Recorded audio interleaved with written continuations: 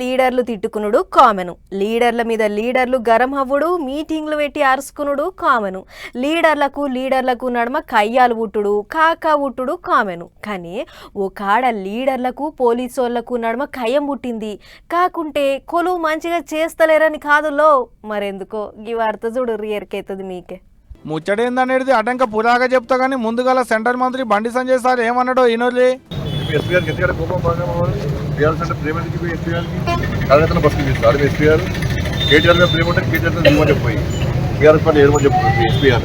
ఇన్నారు కదా సెంటర్ మంత్రి బండి సంజయ్ సార్ ఎట్ట గరం అవుతుండో. ఇది మొన్నోనాడు సిరిసిల్ల జిల్లా ఎస్పీ సార్ మీద గరమైన ముచ్చట. ఇక ఇది నోలి ఒక పోలీస్ అధికారి బబ్లు అంటారట. ఆయన బబ్లు సంగతి చెప్తాం గాని ఉన్న విషయాన్ని వడ్లు గొంటలేడనో, రైతు బంధు రాలేదనో, రైతు బీమా ఎగబెట్టినవనో సోషల్ మీడియాలో పోస్ట్ పెడితే మా కార్యకర్తల్ని దెబ్బలు కొడుతుండట. మొన్న మా తమ్ముడు మా శ్రీకాంత్ను 2వ తారీఖు నాడు కొట్టిండని తెలిసింది. బిడ్డ బబ్లు, రేపు మా శ్రీకాంత్ చేత కేసు పెట్టించి బీఆర్ఎస్ గవర్నమెంట్ వచ్చినాక మా శ్రీకాంత్ ఎంత బాధపడ్డాడో ఆ బాధ ఏందో నీకు రుచి చూపిస్తాం, జాగ్రత్త అని చెప్పి హెచ్చరిస్తా ఉన్నా. ఇన్నరా అక్కడ బండి సంజయ్ సారు, ఇక్కడ మాజీ మంత్రి హరీష్ రావు సారు. సిరిసిల్ల జిల్లా ఎస్పీ మహేష్ సార్ మీద బండి సంజయ్ సార్ అరుపులు. పెద్దపల్లి జిల్లా మంతనిలో అక్కడి సిఐ బబ్లు సార్ కు హరీష్ అన్న ధమ్కీలు. ఫోటో కాల్ లేదు, లెక్క చేస్తలేదు, కార్ పార్టీలకు వంత పాడుతుందని బండి సంజయ్ సార్ పోలీసుల మీద గరమైతే చేల్ ఏడికి పోయినా పోలీసులు అడ్డం తగులుతున్నారు, ఆగబడుతున్నారు, ఏ పని చేయనియట్లేదని హరీష్ అన్న కారణం అన్నాడు. ఇప్పుడు ఉమ్మడి కరీంనగర్ జిల్లాలో పరిస్థితి ఎట్లుందంటే కాకీలు వర్సెస్ కద్దరు అన్నట్టుంది. అవు మరి మీటింగులు పెట్టి వాళ్ళ మీద వీళ్ళ మీద వాళ్ళు మాటలు తోటాలు షడాయింపులు ఉండేది ఇంతకు మునుపు. ఇప్పుడేమో పోయిన కాడల్లా లీడర్లు పోలీసుల మీద కారం కాబట్టే. అయినా వాళ్ళదే ఉంది సార్లు, వాళ్ళ పెద్ద ఆఫీసర్లు ఏడ డ్యూటీలు వేస్తే ఆడ చేస్తారు, వాళ్ళు ఎట్ట చెప్తే వీళ్ళు అట్ట చేస్తారు. వాళ్ళనంటే ఏమొస్తుంది సార్లు అనేది అక్కడ పబ్లిక్ అంటున్న మాట. ఏమవుతుంది మాకెందుకు అదంతా. అడుగులు ఇడిచిపెట్టిండ్రు, పబ్లిక్లా కలిసిర్రు అన్నలు. కొంతమంది రాజకీయాలకు వచ్చేటందుకు తయారైతుంటే ఈగింతమంది ఏం చేస్తారనేటిది చెప్పకుండా ఉల్కు పలుకు లేకుండానే ఉన్నారు. ఒక ఆయనైతే చదువు మీద కాయిష్ పెట్టిండు. అసొంటి ఇయాళ్ళ అన్నలంతా వాళ్ళ పార్టీలనే ఉన్నట్టు సాటింపేసుకుంటుర్రు కొంతమంది లీడర్లు. అవునంటే కావాలంటే గివార్త చూడుర్రు. మంచిర్యాల జిల్లాలో నడిచింది ఇవాళ కవిత కటూరు. సింగరేణి బాయిబాట పేరుతోని బొగ్గుగనుల కాడికి పోయింది, కార్మికుల తిప్పలు అరుచుకుంది. నేను ఈ మైండ్ లో ఉన్నటువంటి ఆఫీసర్లందరికీ విజ్ఞప్తి చేస్తా ఉన్నాను. ఆడబిడ్డలు ఎవరైతే సూపర్వైజర్స్ ఉన్నారో, ఇంకా ఇతరత్ర పోస్టులలో ఉన్నారు, చాలా మంది 40-50 మంది దాకా ఆడపిల్లలు ఉన్నారు. వాళ్ళకి ఫెసిలిటీస్ దయచేసి మంచిగా ఇవ్వాలని చెప్పి కోరుతా ఉన్నాను. 127 ఏళ్ల సింగరేణి చరిత్రలో గత 4-5 సంవత్సరాలుగానే ఆడబిడ్డలు వస్తా ఉన్నారు కాబట్టి మంచి ఫెసిలిటీస్ ఇవ్వవలసిందిగా ఆఫీసర్లకు నేను ముందుగా రిక్వెస్ట్ చేస్తా ఉన్నాను. సింగరేణిలో కొలువులు చేసేటి ఆడబిడ్డలకు సౌలతులు మంచిగా చేయాలనుకొచ్చింది కవితక్క. అప్పుడు తెలంగాణ కొరకు కొట్లాడినాము, ఇప్పుడు కార్మికుల హక్కుల కొరకు కొట్లాడుతున్నాము. కార్మికుల మంచి షెడ్యూల్ అరుచుకుందానికి వస్తుంటే అడ్డం తగులుతున్నారు, మాట్లాడనిస్తలేరు, మందలియనిస్తలేరు అని మస్తు గర్వమైంది. మరి అక్కడ గేట్ కాడ పోలీసు వాళ్ళని పెట్టుకొని మమ్మల్ని ఆపుతామంటుంది. నేను ఇవాళ ముఖ్యమంత్రి గారిని ఒకటే మాట్లాడుతున్నా, మీరు ప్రతిపక్షంలో ఉన్నప్పుడు మీరు వచ్చి మీటింగ్లు పెట్టలేదా మైండ్ మీద? మరి ప్రతిపక్షాలు వచ్చి చూస్తామంటే పోలీసు వాళ్ళని పెట్టుకొని ఎన్ని రోజులు ఉంటారు అధికారంలో? మీ తల్లి కాంగ్రెస్ తోనే కొట్లాడి తెలంగాణ తెచ్చుకున్నాం. ఈ పిల్ల కాంగ్రెస్ తోని కొట్లాడటం పెద్ద విషయం కాదు. ఖచ్చితంగా కొట్లాడతాం, మా కార్మికుల పక్షాన నిలబడతాం. కార్మికులను కలతానికి వస్తుంటే ఆగబట్టిలాట. చేయాలి అడిగేటోడు లేడనుకుంటూలేమో జర పైలంగా ఉండు అని వార్నింగ్ ఇచ్చింది కవితక్క. ఇక్కడ మీ ఆఫీసర్లు అనుకుంటారు అన్నలందరూ పోయినరు, కార్మికుల గురించి అడిగేటోళ్ళు ఎవరు లేరని. బిడ్డ గుర్తు పెట్టుకోండి, సింగరేణి యాజమాన్యం చెప్తున్నా, అడవిలో అన్నలు లేరేమో, ఆ అన్నలంతా ఇవాళ మా పార్టీలో ఉన్నారు, టిఆర్ఎస్ పార్టీలో ఉన్నారు. ఖచ్చితంగా మీరేమన్నా ఫెసిలిటీస్ లో లోపం చేస్తే, మానవ హక్కుల ఉల్లంఘన చేస్తే డెఫినెట్ గా వెంటబడతాం.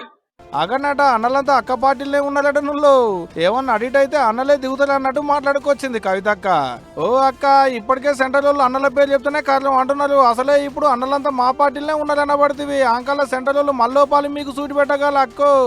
ఏమో తీయాలి, మాకెందుకు అదంతా కానీ ఇన్నది కదా. ఇగో ఇట్లా సర్కారు నడుచుకున్నాడు, సింగరేణి కార్మికులకు అండగుంటామని ఆవాదించుడు నడిచింది ఇవాళ. సెంటర్ మంత్రులు అంటే ఎప్పుడూ ఢిల్లీలోనే ఉండు కాదు, అప్పుడప్పుడు రాష్ట్రాలకు పోయి మంచి చెడ్డలు అరుచుకోవాలి. అట్లయితేనే ఎక్కడేం జరుగుతుంది, జనం ఏమనుకుంటుర్రు అనే ముచ్చట్లు తెలుస్తాయి. ఇగో ఇట్లనే అనుకుండో ఏమో మరి. సెంటర్ మంత్రి ప్రహ్లాద్ జోషి సారు ఏపీ రాష్ట్రానికి పోయిండట. మరి పోయిన కాడ సార్ ఏం చేసిండు, ఏం కథ అనేది అట్లా పోయి అరుచుకుని వద్దాం పార్రి. ఒక్కరోజు పర్యటనల భాగంగా విజయవాడకు వచ్చిండు సెంటర్ మంత్రి ప్రహ్లాద్ జోషి సారు. ఇక రాక వచ్చిన మంత్రి సార్కు ఎమ్మెల్యే సుజనా చౌదరి ఇంకా పువ్వు పార్టీ పెబ్బ మాధవ్ సార్లు ఎదుర్కొని స్వాగతం పలికిర్రు. అటెంక అందరూ గూడి వాజ్పేయి పార్క్ కాడికి పోయిర్రు. మొదలు వాజ్పేయి సార్కు దండేసి పబ్బతి పట్టిన మంత్రి సారు అటెంక స్వచ్ఛ భారత్ కార్యం ముంగటేసుకుండు. చేతులకు గ్లౌజులు, మూతికి మాస్క్ పెట్టి పొరకబట్టిండు. సార్తో పాటు కడ్మ లీడర్లు కూడా అట్లా తలో దిక్కు పొరకలందుకొని ఊడుస్తుంటే కార్యకర్తలు చెత్తంతా బుట్టలల్లో వేసుకొని పోయి పారేసిర్రు. ఇదైనాక మొక్కలు నాటే కార్యం, పార్కుల కొత్త మొక్కలు నాటిన మంత్రి సారు వాటికి నీళ్లు పోసి మంచిగా సాది సవరియాలే. రేపటి తరానికి చెట్లు చాలా అవసరం అన్నట్లు చెప్పిండు. ఇక అప్పటికే పొద్దుగాల వాకింగ్ చేస్తానికని జనాలు వస్తుంటారు కదా, వాళ్ళతోని మాట ముచ్చట పెట్టుకుంటా మోడీ సార్ 12 ఏళ్ల పాలన ఎట్లుంది అని జనాలను అడిగి తెలుసుకుండు. అంతేకాదు దేశం మరింత ముంగటికి పోవాలంటే మోడీ సార్ అసొంటి నాయకునితోనే అయితదని పూసగుచ్చిండట. అట్లిట్లా అంతకంటే మొదలు వచ్చుడే దుర్గామాత దర్శనం చేసుకుని పూజలు కూడా చేసిండట.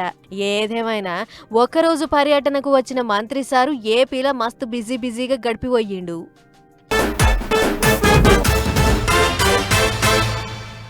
మన తెలంగాణ రాష్ట్రంలో పెద్ద పండుగలంటే ఒకటి బోనాలు, ఇంకొకటి బతుకమ్మ. సరే, బతుకమ్మ పండుగకు ఇంకా బొచ్చడు టైం ఉంది, ఆ ముచ్చట అటంక చెప్పుకుందాం. కానీ వానాకాలం ముమ్మిర్లు వచ్చే బోనాల పండుగ అంటే తెలంగాణ అంతా పులకరించిపోతుంది.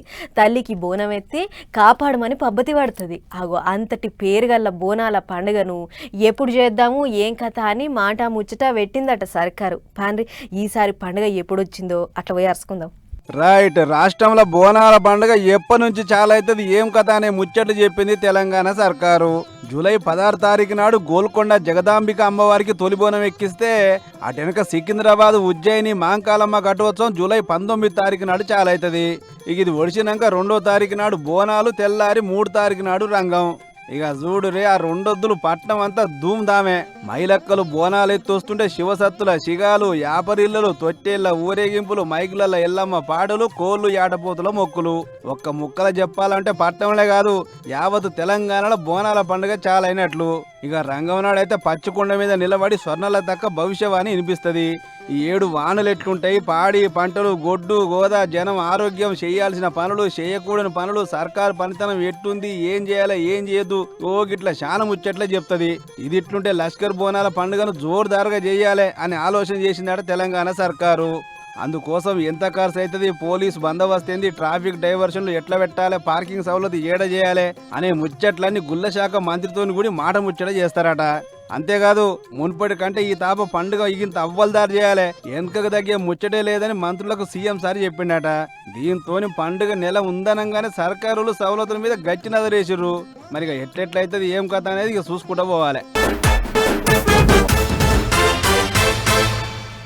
ఇరాం లేకుండా 24 గంటల కరెంటు, టింగు టింగు అనుకుంటా పంటకు రైతు బంధు, బిడ్డ పెళ్లికి కళ్యాణ లక్ష్మి కట్నం, ఆడపిల్ల ఉడితే కేసీఆర్ కిట్టు, పల్లెలలో ప్రకృతి వనాలు, గ్రామ పంచాయతీలకు ట్రాక్టర్లు, ఊరూరికి డంపింగ్ యార్డ్లు, ఇట్లా బొచ్చడు పథకాలు పెట్టినామని గొప్పగా చెప్పుకుంటారు గులాబీ పార్టీ వాళ్ళు. కానీ ఇంతకంటే గొప్పగా చెప్పిన ఇంకో పథకం మాత్రం ఏడేసిన గొంగలే అన్నే అన్నట్లు ఉన్నది. ఇప్పుడు ఇంతకు ఏంది ఆ పథకం అని అంటే, అరే ఊరల గోడు చూస్తే పానం దస్తు అనబట్టే కదరా కోట్ల రూపాయలు ఖర్చు పెట్టి ఇండ్లయితే కట్టిలు కానీ ఎవరికి ఇచ్చింది లేదు, ఎవరికి అక్కడికి వచ్చింది లేదు.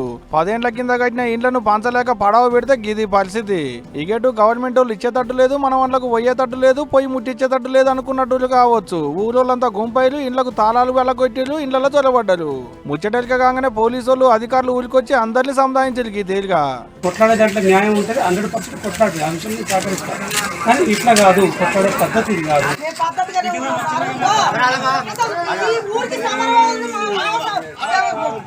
తెచ్చింది ఆయనే, మా మామ సమరవోదుడు ఇండ్ల పరిస్థితి చూస్తే ఆగం ఆగం. కిటికీలు ఊసిపోయినాయి, నీళ్ల ట్యాంకులు పగిలిపోయినాయి, పైకప్పులు ఊడిపడ్డాయి, దర్వాజలకు తలుపులే లేకుంటాయినాయి. ఒకలా ఉన్న గిది పరిస్థితి. చక్కదనాలు ఇండ్లు అడ్డగోలు పనులకు అడ్డాలు కాబట్టే. ఇగేముంది, మీరు ఇస్తారా మమ్మల్ని చొరబడమంటారా అని గిట్ల జంగులేపిలు అన్నట్టు.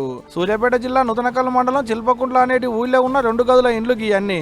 పాత సర్కారు ఉన్నప్పుడు 32 ఇండ్లకు ముగ్గులు పోసిరు, పిల్లర్లు లేపిరు, టాపు లేచిరు, గరీబోళ్ళందరికీ ఇస్తామని గొప్పలు చెప్తే మాకని అంతేగా పడ్డారు. ఇక ఎవరికి ఇయ్యాలనో తెలియక కట్టినిండ్లను ఇడిచిపెడితే వీటిని ఇంతవరకు కాడిన దిక్కే లేదు. ఇక ఇప్పుడు ఉన్నోళ్ళు కట్టినిండ్లన్నీ పంచి పెడతాం, పేర్లు కూడా ఫైనల్ అయినాయి, ఎమ్మెల్యే స్థానానికి పోయినాయి, పేదోళ్ళకే ఇండ్లు ఇస్తున్నాం అని చెప్తున్నారు. కానీ ఎవరికి ఇస్తున్నారు అనేది అయితే ఎవరికి తెలియదు. ఇస్తే మంచి ముచ్చటే, ఇచ్చేదేదో ఇల్లు లేని వాళ్ళకి ఇల్లే అన్నలు ఆయనతో తలుసుకుంటారు. అంతా మీ ఊళ్ళోలేనాయే, పొద్దున్న లేస్తే మీ నడమ తిరిగేటోళ్ళేనాయే. ఎవరికి ఇల్లుంది ఎవరికి ఇల్లు లేదనేటి ముచ్చట మీకు తెలియదాయే. పార్టీలదేముంది, ఇలా ఈ పార్టీలు ఉంటారు, రేపు ఇంకో పార్టీలు ఉంటారు. ఎడుపోయినా ఏ పార్టీ మారినా ఆఖరికి ఓట్లు వేయాల్సిందైతే ఇల్లు లేనోళ్లే కదనే అన్నలు. జర ఇల్లు లేనోళ్ళెవలో చూసి ఇండ్లు ఇల్లు తలుసుకుంటారు. ఈ నడమనే R&B శాఖల చీఫ్ ఇంజనీర్గా కొలువు ఎలుగబెడుతున్న మోహన్ నాయక్ అనే ఓ పెద్ద సారు ఏసీబీలకు దొరికిపోయిండు. సార్ ఇంట్లో కిలోల కొద్ది బంగారము, 100 కోట్ల అక్రమ ఆస్తులు బయటపడ్డాయి. తెలుసు కదా, మన పటాస్ వార్తలల్లో కూడా చూపించినాం. గా ముచ్చట ఇట్లా మర్చినమో లేదో, నేను కూడా మీ పటాస్ వార్తలకు వస్తమంజులా అని ఇంకోసారి కూడా దరఖాస్తు చేసుకుండు. మరి గా సారే వాళ్ళు నియత్గా పనిచేసి ఎంత సంపాదించిండో మీరే చూడుర్రి. అది సర్కార్ ఆఫీసర్ అంటే గీ మాత్రమన్నా ఎన్కేయాలి. లేకుంటే చుట్టాలు పక్కాలు దోస్తుల ముంగట ఎంత నాదానైతాం ఏం కథ తలకాయ కూడా ఎత్తుకోలేము. అందుకే ఈ సారు సర్కారు కొలువు చేసుకుంటే మస్తు చెమట తీసిండు. ఇక అసలు ముచ్చట్లకు పోతే ఈ సారు పేరు నరహరి. భూమి సెటిల్మెంట్లు, పంచాయతీలు, భూమి రికార్డులు చూసే ఆఫీసులో డిప్యూటీ డైరెక్టర్గా కొలువెలుగా పెడతాండు. కానీ ఈయన తీసుకునే లంచాల ముందు వచ్చే జీతం హోటళ్ళు ఇచ్చే టిప్పుతో సమానం.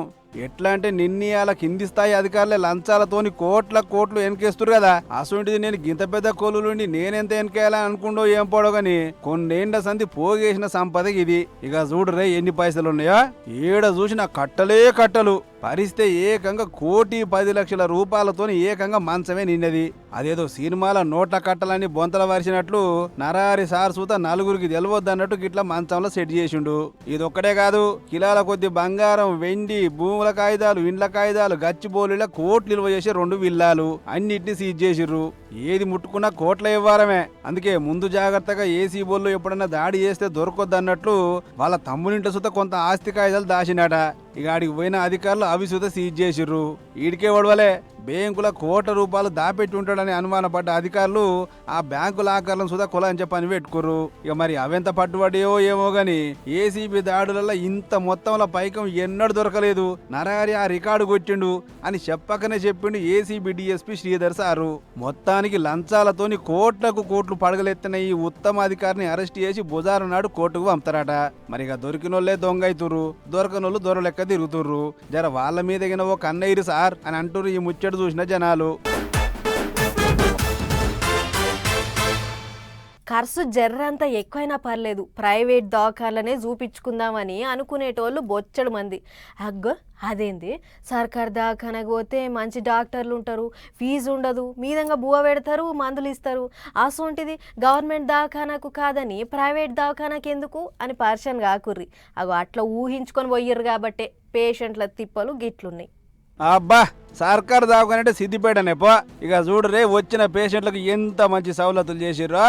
మంచిగా నేల మీద కూర్చోబెట్టి యోగా చేపిస్తున్నట్టు కదా అని అనిపిస్తుండొచ్చు ఈ ముచ్చట చూస్తుంటే. కానీ అదంతా ఉత్తదే. ఈ అక్కలంతా యోగా చేసేటోళ్ళు కాదు, అట్లని బంతి పువ్వుకు కూసున్నోళ్ళు అంతకన్నా కాదు. కూసుంటానికి కుర్చీలు లేక గర్భిణీ మహిళలు పడుతున్న అవస్థలకి ఇవి. గర్భిణీ అక్క చెల్లెళ్ళు నెల పరీక్షలు చేయించుకొని మందులు తీసుకుంటానికి దావకానకు వస్తుంటారు కదా. అవొకట నెలవారీ చెకింగ్ల కోసం అని వస్తే దావకాన్ల కూసుంటానికి కుర్చీలు దిక్కులేవు. దీంతో నిలబడి నడువులు గుంజుతున్నాయి అని చెప్పి గిట్ల లైన్ పొల్లు పోకుండా ఎక్కడో లక్కనే కూలబడ్డరు. చూడు రే సర్కార్ దావకాన్ హాలత ఎంత గొప్పగుందో. నిన్నీయాల మంచు వాళ్ళకే కింద కూసునుడు వశపడతలేదు. అసొంటిది గర్భిణీ మహిళలు కింద కూసునుడు అంటే ఎంత తిప్పలే ఏం కథ. ఇంతనన్నా సోయుండొద్దా ఈ అధికారులకు అని గులుగుతారు వీళ్ళెంట వచ్చిన ఈ ఇంటోళ్ళు. అటు దావకాల పెద్దసార్ల పనితనం సుత ఆయారం గాయారం లెక్కనే ఉంది. లెక్కకైతే వస్తున్న పేషెంట్ల రువ్వడిని బట్టి సౌలతులు పెంచుకోవాలి. ఒకవేళ లేకపోతే సర్కారుతోని కొట్లాడైనా తెప్పించుకోవాలి. అంతేగాని ఎవరెక్కడ పోతే మాకేంది, మా నెల జీతం మాకు వస్తుందని చేస్తున్నట్లే ఉంది వాళ్ళ వ్యవహారం.